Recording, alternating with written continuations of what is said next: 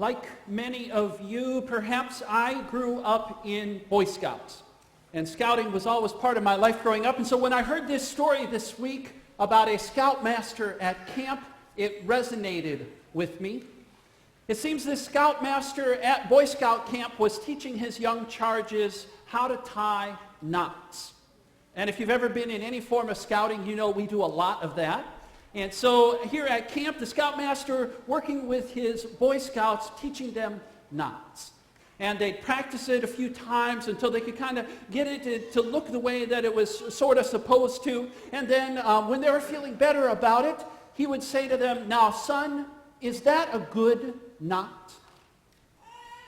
And they'd look down at it, turn it over, check, tug at the ends this way as we shape it up and say, "Yes, sir, this is a good knot." And he'd say, "Great.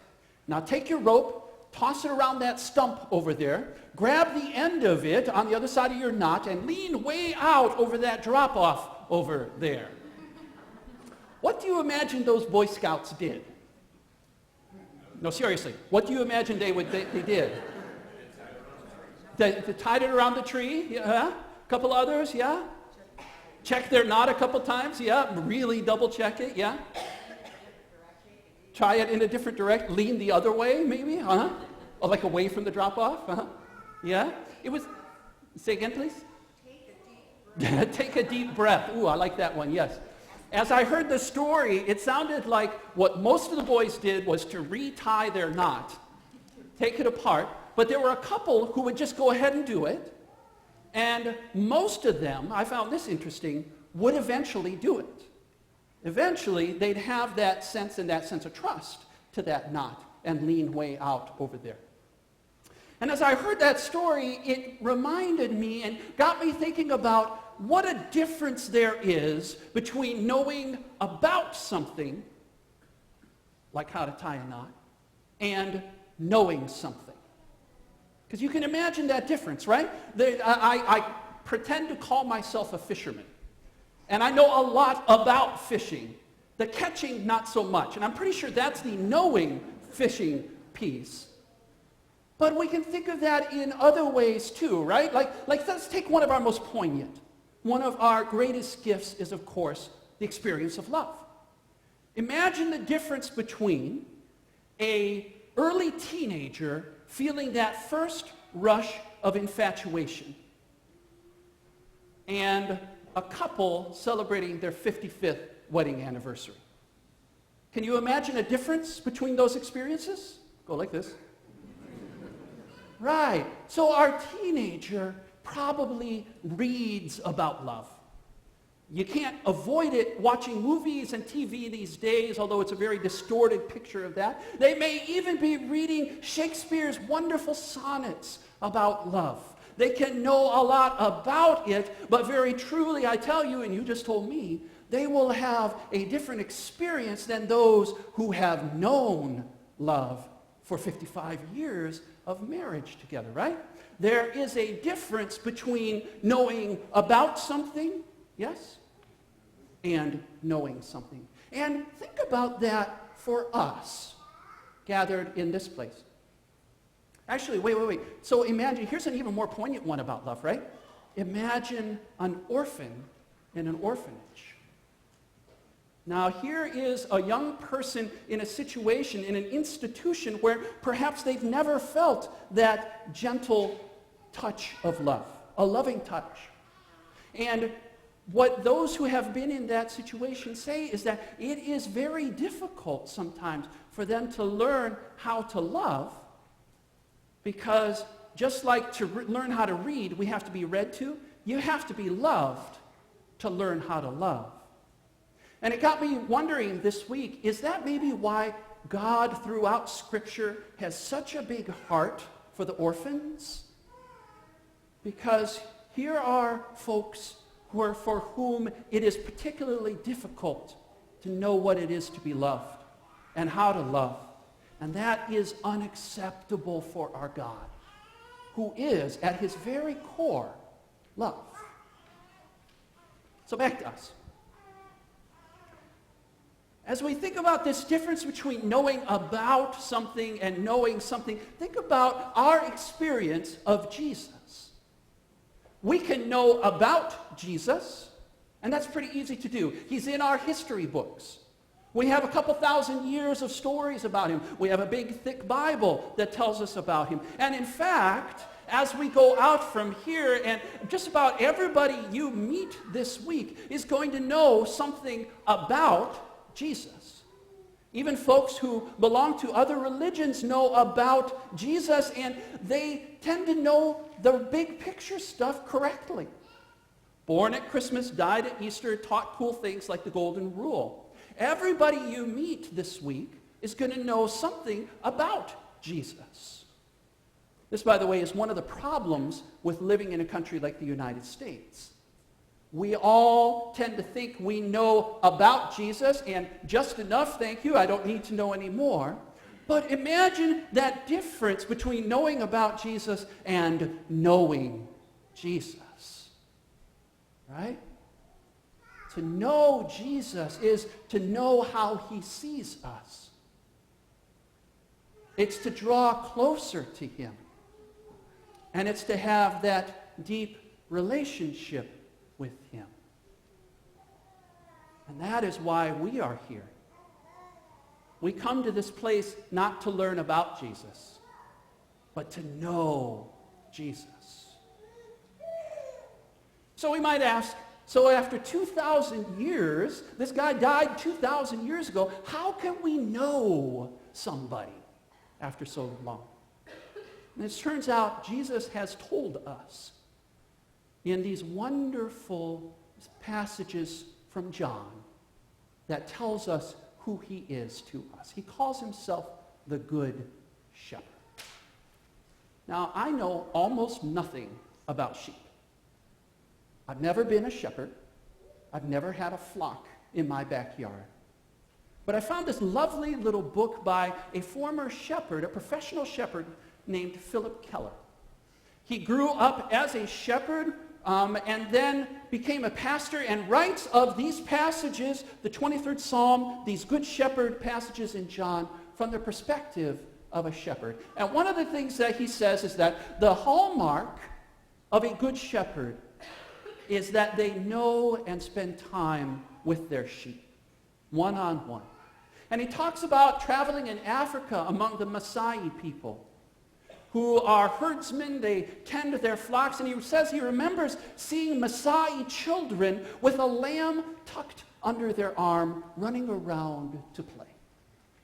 And he watched them as they would caress the lamb's face and talk to them, sing with them, dance with them, play with them, hug them, all of those things, until this pet, this sheep, came to know him or her so well, knew his or her smell and sound, and knew from experience that when she was with her, with that shepherd, she was safe, and learned to come when called. This is exactly the same thing for us. Jesus calls himself our Good Shepherd. And he is all of that, isn't he? He draws close to us. He has so identified with us that he became human. He's been through all of the dark valleys, even crying out from that pit of despair, my God, why have you forsaken me? He's been to all the dark places. For me, I find it incredibly beautiful that the Bible puts that 22nd Psalm, my God, why have you forsaken me, right before our favorite 23rd. I think that to know the 23rd, you have to know that you can cry out from those depths and be heard. We have a good shepherd who has so identified with us, he has come to live among us. He has been with us and experienced life with us and then died for us, who gave his life willingly. because that is the other marker of a good shepherd. And brothers and sisters, this kind of love, it leaves a mark, doesn't it? To be loved by this kind of shepherd is going to change who you are. To know that you are someone that Jesus would die for.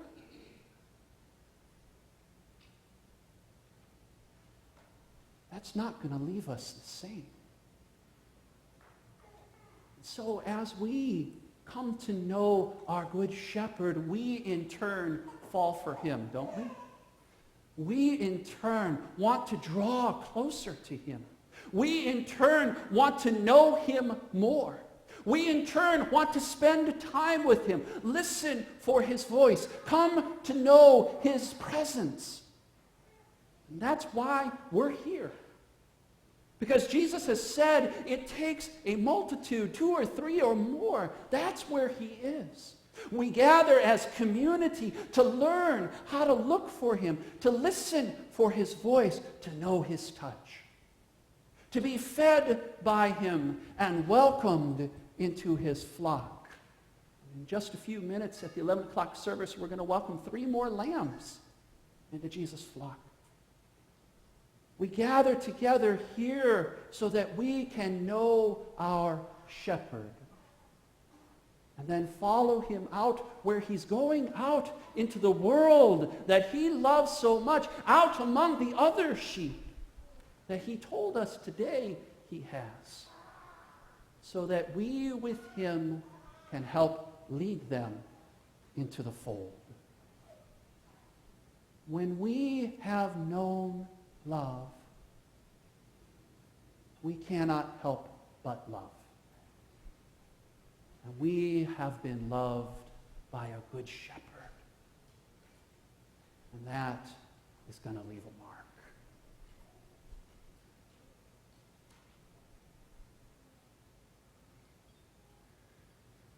I remember one day I was sitting in a coffee shop one afternoon and watching over there a little boy with his dad.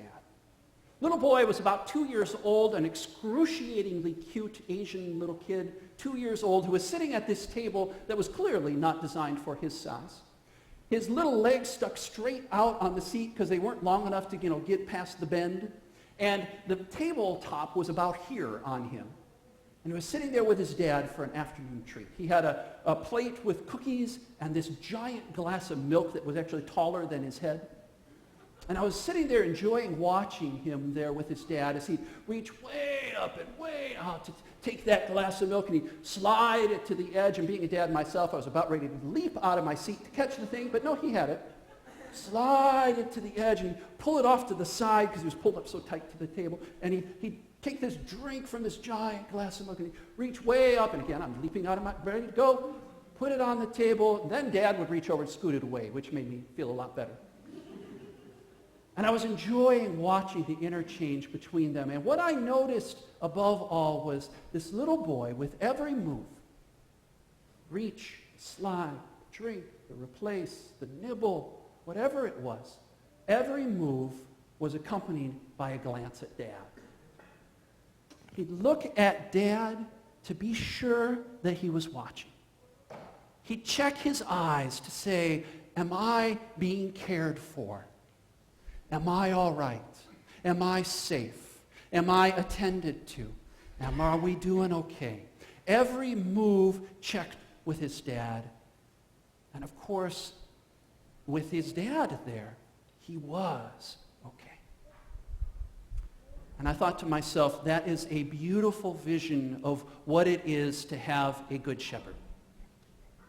That kind of attentiveness, that kind of watching, that kind of wanting to spend time with you, that kind of care and that kind of love is what it means to have a good shepherd. And with a good shepherd like Jesus, that answer is always yes. Yes, we are being attended to. Yes, he's paying attention. Yes, he will never forget about you or forget you. Yes, he is with you. And yes, he loves you enough to die for you. That's the kind of thing that's going to leave a mark, right? You can't be the same. As we fall for him, it changes who we are. So I have something for us to try this week. As a way to sort of consciously explore what it is to have a good shepherd, I was trying to think of something, an experiment we could do together. Here's my proposal. This week, as we go out from here, let's try to see people the way our good shepherd does. Okay?